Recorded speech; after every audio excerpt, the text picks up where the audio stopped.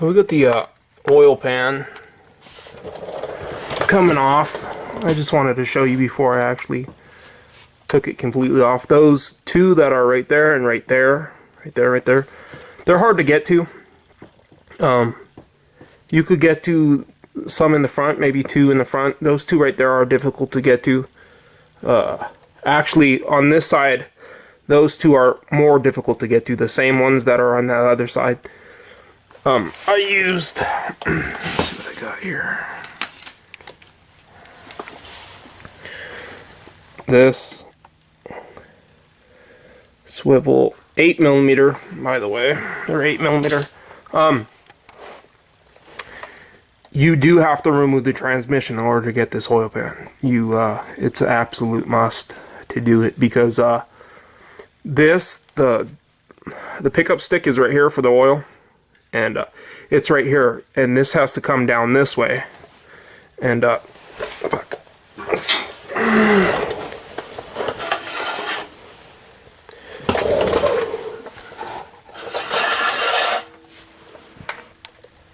You could, let me see. You can see inside there the pickup stick and the pickup.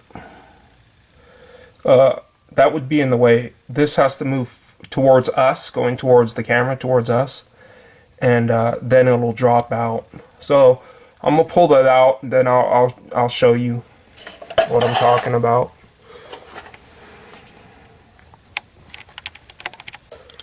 So, yeah, it's not wanting to work its way loose all the way out of it. This cross member's in the way, which is perfectly fine. At this point, you can see the on the floor. I have the old gasket on the floor. I have the old gasket on the floor unbroken. That tells you something. It tells you I removed that gasket without it breaking. So sometimes you hear people talking about what was it called? Flat rate. How guys who do things flat rate do things a little bit differently.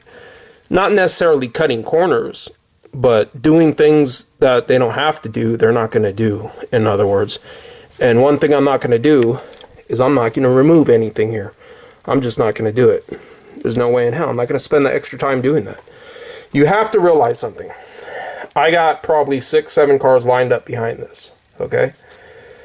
I mean, not here, but I have scheduled about 6 cars I have to work on. If I spend the extra time on this, and actually most of the leaking's coming from the valve cover gasket. All this stuff up here is all leaking from the valve cover gasket. A lot of the large leaks is coming from the valve cover gasket. Oh, of course we're doing this. This, I'm going to clean the surface. Some better lighting.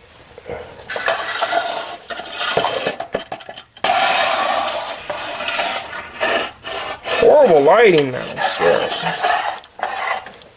Let's see. I'm going to clean the surface up here. There's no really leftover silicone on here. I'm gonna just let it drip overnight. I'm gonna clean the block. I'm gonna clean the oil pan. I'm gonna clean the stuff out of the oil pan. I'm gonna clean the surface, and then I will put a new gasket, put some beads on the corner up here, put the new gasket. I'm not removing this at all. Some people may disagree with that. I don't care. It doesn't matter. People do this all the time. I'm not going to spend my time removing this. I just won't do it.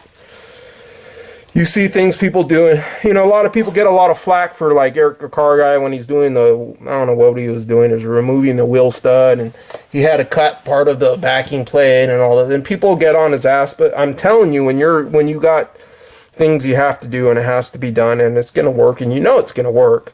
And people are saying, well, if they get in an accident, this and that. Well, there's a lot of what ifs and a lot of different things. You could do something 100% and it could still fail. But anyways, that's the way I'm going to change that. I'm not removing this oil pan. It came out enough. You can see where right there in the back that it's catching a little bit. But that's only when I lift it up here When I lift it up right here, it clears it. I just have to lift. It's just resting on that. I lift it up. It's easy for me to get the oil pan, the new gasket in there. I'm putting the new gasket. I'm cleaning the surfaces. I'm putting a little bit of RTV where the old RTV was. Maybe get a little bit of, you know, clean it off real good on the block. Clean it off down here. Use some brake clean, and that's what I'm doing. Whether anyone agrees with it or not, doesn't matter. They're not doing it. I'm doing it. And it's not going to leak.